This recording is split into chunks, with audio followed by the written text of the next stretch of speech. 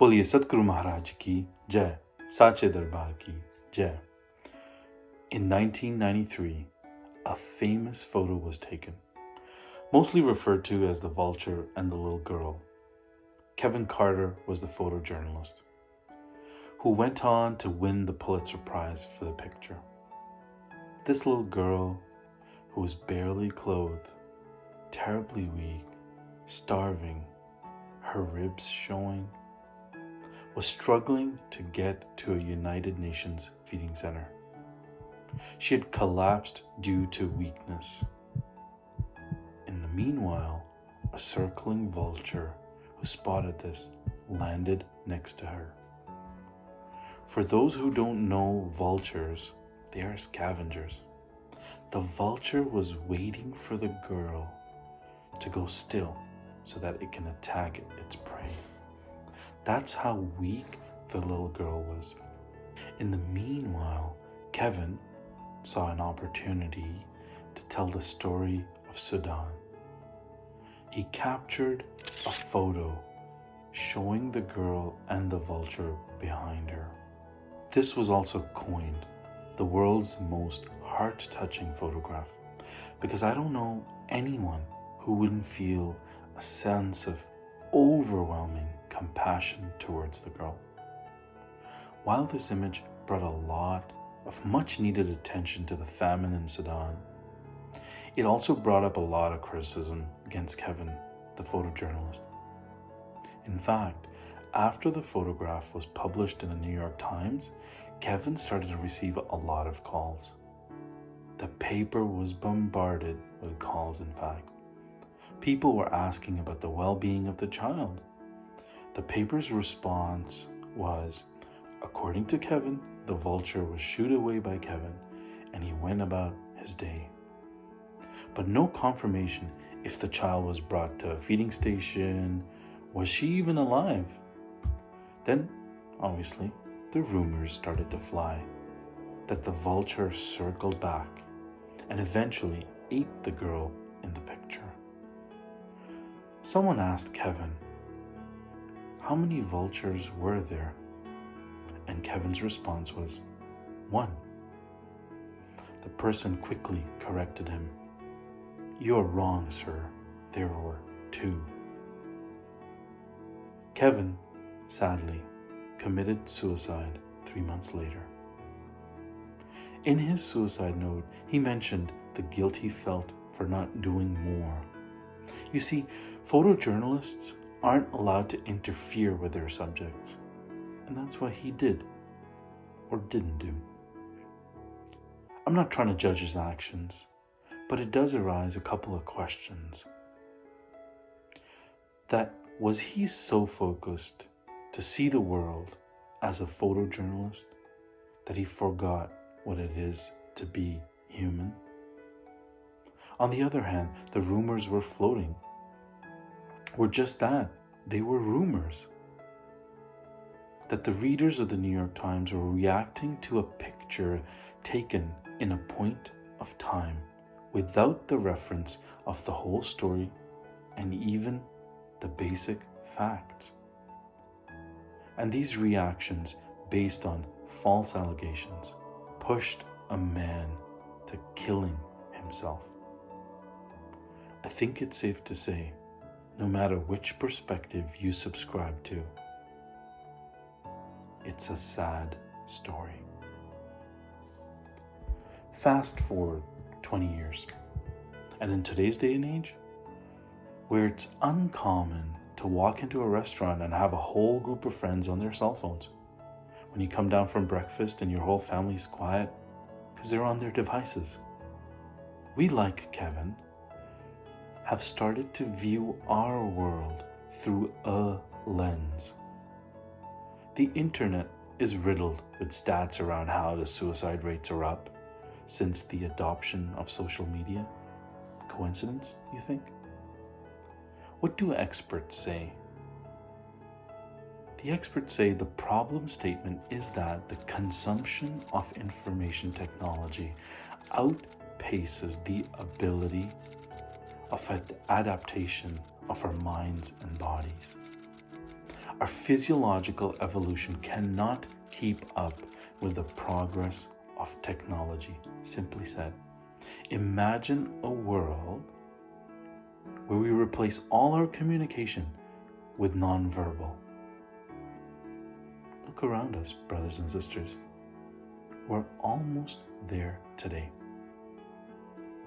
Social media platforms are part of the attention economy, in a battle over our attention where we are the product. They are harnessing the power of greed and set up a game similar to those slot machines of Las Vegas, where we keep putting in the wealth of our attention in hopes to win the jackpot. Even the chimes and responses set up on the phones remind me that of slot machines. We post events of our lives or our thoughts on social media platforms, seeking approval or reaction, and our mind treats it like the next dopamine hit. It's an addiction.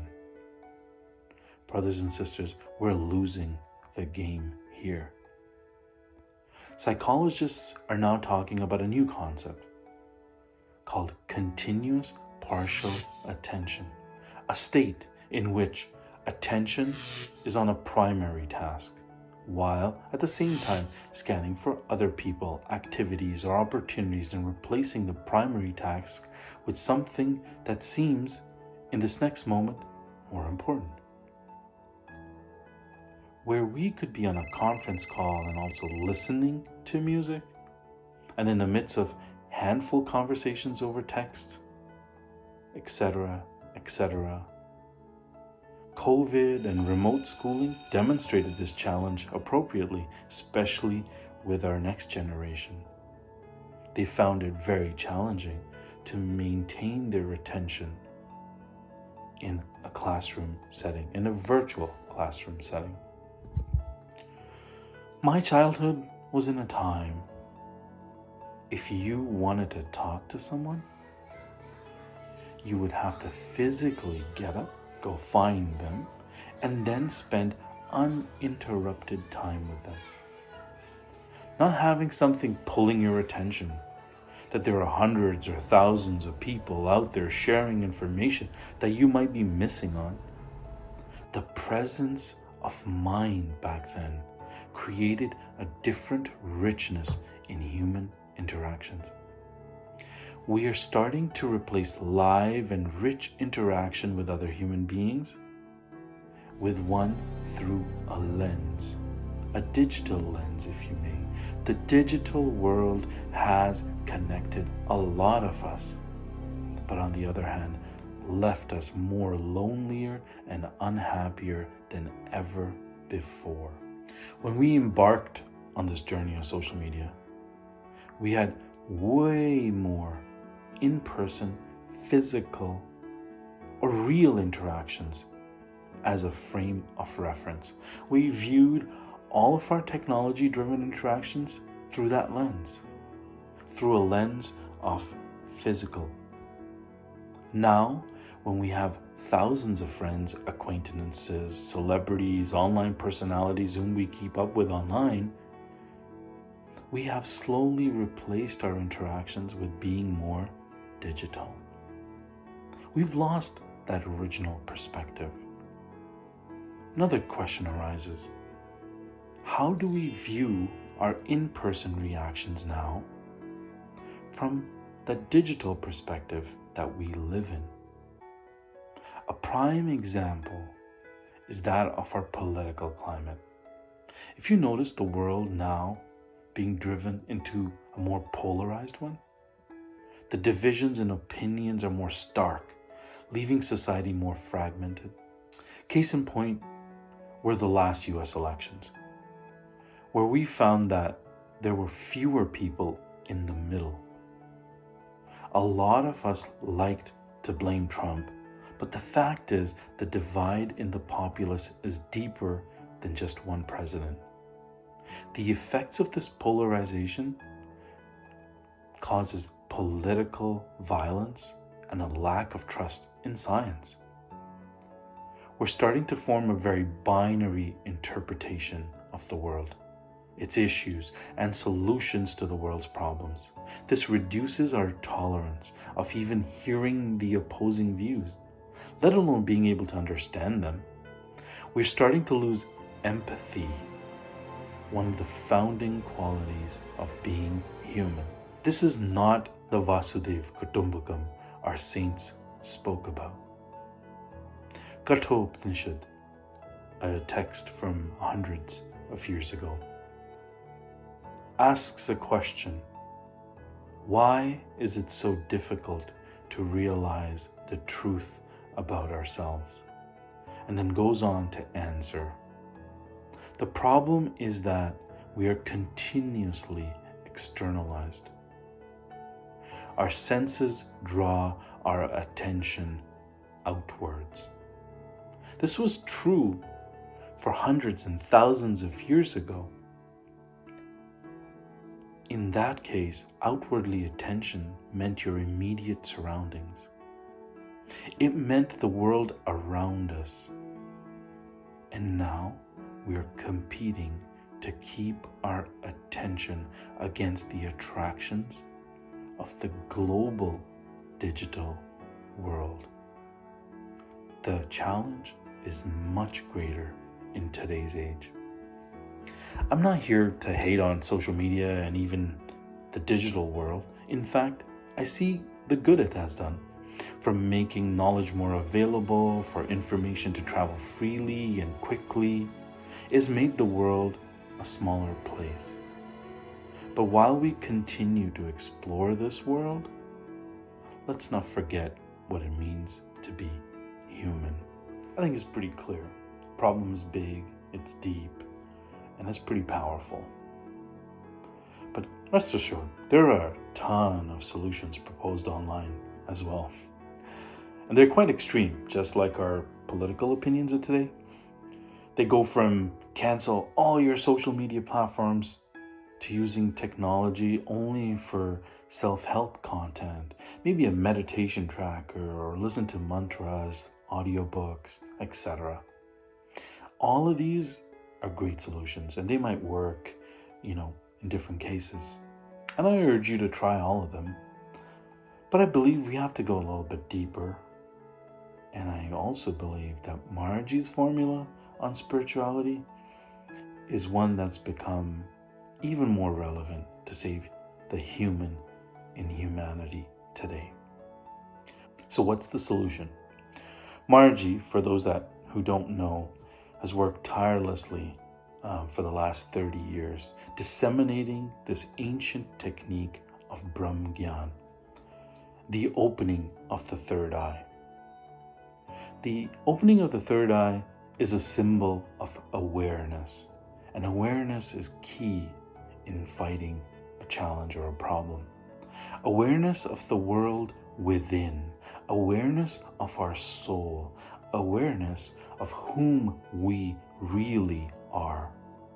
As we extend into the far reach of the digital world, balancing ourselves with spending time with ourselves and God is more important than ever before.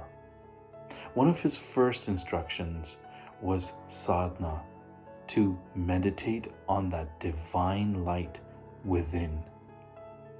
This will give you a perspective of who you really are. And when exploring the digital world, you'll be doing just that through a divine lens. Being more connected evolves us to be more empathetic to the plight of others, being more connected inside, that is. Sadhana will convert our myopic lens into an omni lens, a lens similar to that of a saint or a sage. View that world then through a divine lens. Not just be limited to my perspective, but be tolerant, understanding, and empathize with another's. The second instruction, Satsang. This will create mental awareness. You'll learn more about saints and sages of yesteryears and how they mastered their mind to attain the ultimate goal of moksha. Satsang also brings you in touch with other folks who are imbibing his principles, living the path, being connected inside all the time.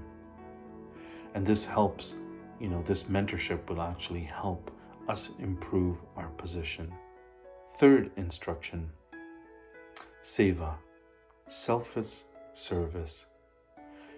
It's usually, and perhaps in the traditional sense, requires interaction with other human beings, which enhances the richness of our experience on earth. And most importantly, it brings the element of humility in our interaction. The whole basis of selfless is to surrender the ego, the me and the mine, and open our hearts out to our brethren. In conclusion, Brahmgyan has been the ultimate solution to fight challenges faced by every generation. And with the scale of our challenger, our problem, in my humble opinion, we wouldn't stand a chance without Brahmgyan. Thank you.